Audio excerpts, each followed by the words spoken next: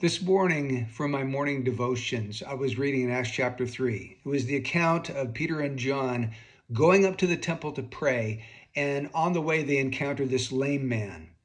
And what occurred to me is that Peter and John must have been hurrying because there's a specific time, the ninth hour, when people gather to pray, and they were hurrying to get to the right location at the right time so they could participate in these prayers. But on their way, they faced this interruption because the man asked them to stop and give them money. And so at that point, Peter and John had a decision to make.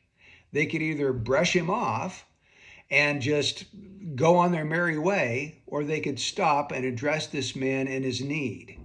And in that moment, I think somehow the Lord got Peter's attention and let him know that he was going to heal this man. And the reason I think that is because in verse 4, it says, Peter, along with John, fixed his gaze on him and said, fixed his gaze.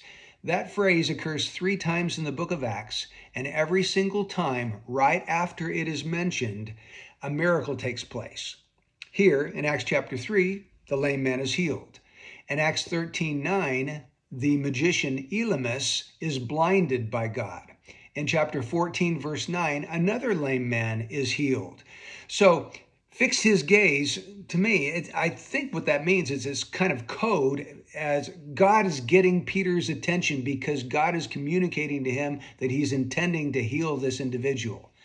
So here Peter's got a choice to make. Does he stop and obey the leading of the Lord, or does he keep on going up to the temple to pray?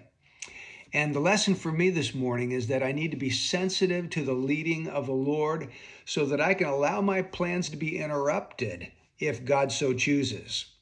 I find that difficult for myself because I'm like the man with the plan.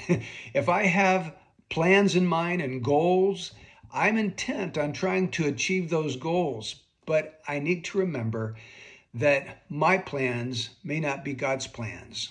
And I hope that might be an encouraging word for you today.